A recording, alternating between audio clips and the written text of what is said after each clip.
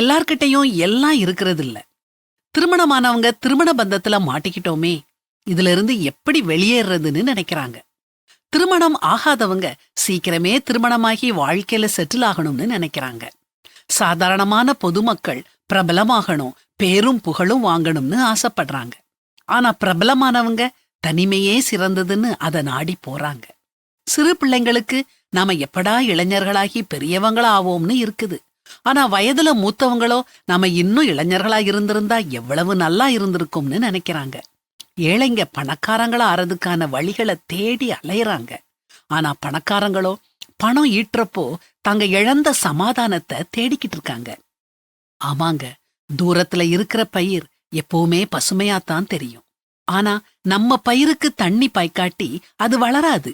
இதுல இருந்து நாம தெரிஞ்சுக்கிடுறது என்னன்னா, எல்லார்கிட்டையும் எல்லாம் இருக்காது. ஆனா எல்லார்கிட்டையும் போதுமான அளவு இருக்குது. கொஞ்ச நேரம் அமைதியா உட்கார்ந்து நிதானமா யோசிச்சு பார்த்தா இது நமக்கு புரியும்.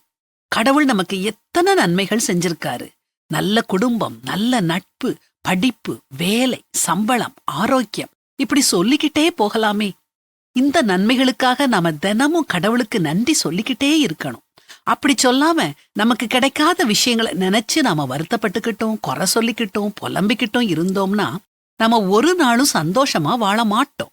எப்பொழுதும் சந்தோஷமாயிருங்கள், இடைவிடாமல் ஜெபம் பண்ணுங்கள், எல்லாவற்றிலேயும் ஸ்தோத்திரம் செய்யுங்கள். அப்படி செய்வதே கிறிஸ்து இயேசுவுக்குள் உங்களை குறித்து தேவனுடைய சித்தமாயிருக்கிறது அப்படின்னு பரிசுத்த வேதாகமத்துல வாசிக்கிறோம். நமக்கு கிடைச்ச நன்மைகளுக்காக எப்பவும் ஸ்தோத்திரம் செய்து சந்தோஷமா இருப்போமா?